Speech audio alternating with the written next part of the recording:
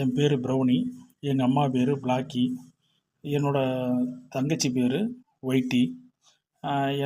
என்னோட பிரதர் பேர் வந்து மல்டி. நாங்கள் 4 பேர் சந்தோஷமாக இருந்துப்போம். எங்கள் அப்பா அப்பப்போ சீசனுக்கு வந்துட்டு போவார். மல்டியும் ஒயிட்டியும் நல்லா ஜாலியாக விளையாடுவாங்க. அவங்களுக்கு எந்த கவலையும் இல்லை. அவங்களுக்கு ஜாலியாக இருக்கிறது தான் ஒரே ஒரு சந்தோஷம். ஒரு நாள் இரவு வந்து நாங்கள்லாம் சாப்பிட்டு முடிச்சுட்டு நல்லா நிம்மதியாக தூங்கிட்டு இருந்தோம். அப்போ யாரோ நடக்கிற சத்தம் கேட்டுச்சு. உடனே நான் திரும்பி பார்த்தேன். அப்போ பார்த்தா எங்கள் ஏரியா சேட்டு ஒரு தாடிக்காரரை கூட்டிகிட்டு எங்கள் பக்கத்தில் வந்தார். வந்தவர் எங்களை பார்த்தாங்க. பார்த்த உடனேயே வந்து இவர் வந்து சேட்டு எங்கள் 4 பேர்த்த காமிச்சு 4 பேர்னு சொன்னார். அதுக்கு 3 பேர் தான் போதும் அப்படின்னாரு. உடனே சேட்டு 4 பேர்த்த யூஸ் பண்ணிக்கன்னாரு. அவர் ஓகேன்ட்டு போகும்போது அவர் பணம் கேட்டார். அவர் கையில் இருந்த பணத்தை எடுத்து கொடுத்தப்ப இவர் பத்தாதுன்னாரு. அவர் இதை அட்வான்ஸாக வச்சுக்கங்க அவ்வளோதான்னு சொல்லிட்டு போனார். உடனே இவர் மல்டியை பார்த்து நன்றின்னு சொல்லிட்டு உடனே கிளம்பிட்டார் சேட்டு. அதுக்கு அடுத்த நாள்லேருந்து எங்களுக்கு ராஜ உபச்சாரமாக இருந்தது. சேட்டு பிஸ்கட்டாக வாங்கி வாங்கி போட்டுக்கிட்டே இருப்பார். சந்தோஷமாக இருக்கும். நாங்கள் கேட்காமையே எங்களுக்கு ஹாப்பியாக சந்தோஷமாக நாங்கள் பிஸ்கட்டு நிறையா சாப்பிட்டுக்கிட்டே இருந்தோம். அவர் நாங்கள் இருக்கிற இடத்துல எல்லாம் வந்து பிஸ்கட்டை வாங்கி வாங்கி போட்டுக்கிட்டே இருந்தார். எங்களுக்கு தின்னு எந்த உழைப்பும் இல்லாமல் நாங்கள் பாட்டுக்கு சாப்பிட்டுக்கிட்டு சந்தோஷமாக இருந்தோம். அப்புறம் மல்டி அவரோட ரொம்ப க்ளோஸ் ஆகிட்டான். நல்லா ஜாலியாக விளையாடுவான். ஒயிட்டியும் க்ளோஸ் ஆகிட்டா. நல்லா ஜாலியாக விளையாண்டுக்கிட்டு இருந்தாங்க. அப்புறம் 2வது நாள் நாங்கள் எங்கே இருக்கிறோமோ அங்கே தேடி வந்து சேட்டு பிஸ்கட்டு போட ஆரம்பித்தார். எங்களுக்கு ஒன்றுமே புரியல. சரி இருந்தாலும் அவர் ஃப்ரீயாக தானே போடுறாரு அப்படின்னு சொல்லிட்டு நாங்கள் இருக்கிற இடத்துக்கே சாப்பாடு வருதில்ல அப்படின்னு சொல்லிட்டு நாங்கள் சந்தோஷமாக சாப்பிட்டுக்கிட்டு இருந்தோம். அதில் மல்டி வேண்டான்னு சொன்னால் கூட வலுக்கட்டாயமாக அவனை கூட்டிகிட்டு வந்து தூக்கிட்டு வந்து போட்டு பிஸ்கட்டு போட்டார்.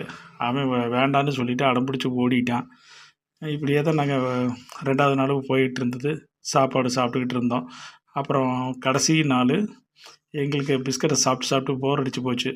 மல்டி மட்டும் கொஞ்சம் சாப்பிட்டான். எங்கள் அம்மாவும் ஒயிட்டியும் ஓடி போயிட்டாங்க. நானும் அந்த இடத்துல இருந்து தப்பிச்சு போக பார்த்தேன். ஆனால் அவர் சேட்டு விடுற மாதிரி தெரியல. எங்களை துரத்திக்கிட்டே வந்தார். கூடவே அந்த தாடிக்காரரும் வந்தார். என்னென்னு தெரியலையேன்னு பார்த்தோம். எங்கள் அம்மா இருக்கிற இடத்துல வந்து பிஸ்கட்டை நிறைய கொட்டி வச்சுருந்தாங்க. ஆனால் எங்கள் அம்மாவுக்கு ஏதோ தப்பு நடக்க போகுதுன்னு தெரிஞ்சுக்கிட்டாங்க. அதனால் பார்த்துட்டு இது சுத்தப்படாதுன்னு சொல்லிவிட்டு அந்த இடத்த விட்டு ஓடிட்டாங்க. அப்புறம் மல்டியும் சாப்பிடல, நானும் சாப்பிடல. ஒயிட்டியை மட்டும் பிடிச்சிக்கிட்டு அவர் சேட்டு வந்து சாப்பிடுன்னு சொல்லிகிட்டு இருந்தார். அப்புறம் தூக்கிட்டு போனார். என்ன நடக்குதுன்னு எங்களுக்கு ஒன்றுமே புரியல. நாங்களும் யோசிச்சுக்கிட்டு அந்த பக்கம் இந்த பக்கம் போய்கிட்டு இருந்தோம்.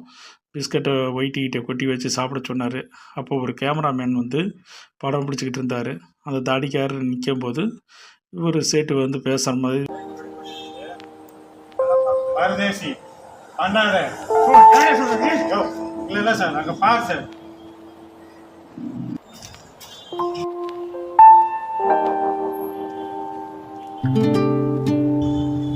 ரொம்ப தேங்க்ஸ் சார். இது வரைக்கும் ஒன்றுமே பண்ணல. இனிமேட்டு ஏதாவது ஒன்று பண்ணுங்க சார்.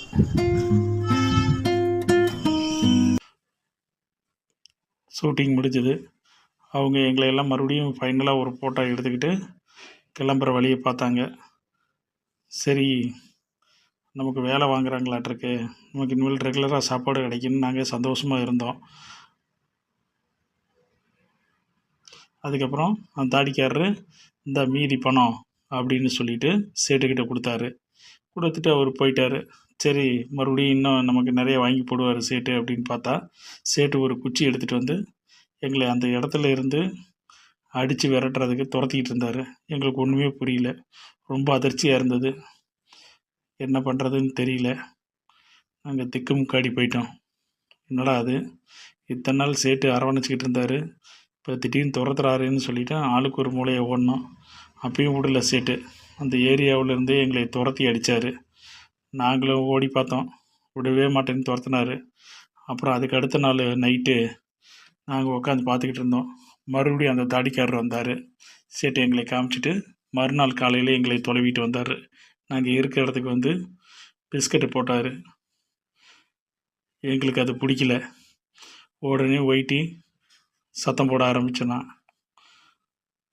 ரொம்ப கத்த ஆரம்பித்தான். ஆனால் சேட்டு போகிற மாதிரி தெரியல. ரொம்ப சத்தம் போட்டான். அப்புறம் அவன் பிளாக்கி கிட்ட போனான். அம்மாவும் ஒயிட்டியும் சேர்ந்து அந்த சேட்டை விடாமல் சத்தம் போட்டு திட்டினாங்க.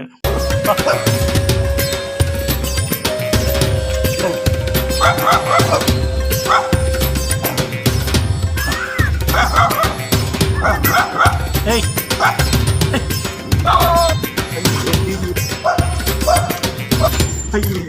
சேட்டு எங்கள் பக்கமே தலை வச்சு படுக்க மாட்டான். ஏமாறுறவங்க இருக்கிற வரைக்கும் ஏமாற்றிக்கிட்டு தான் இருப்பாங்க.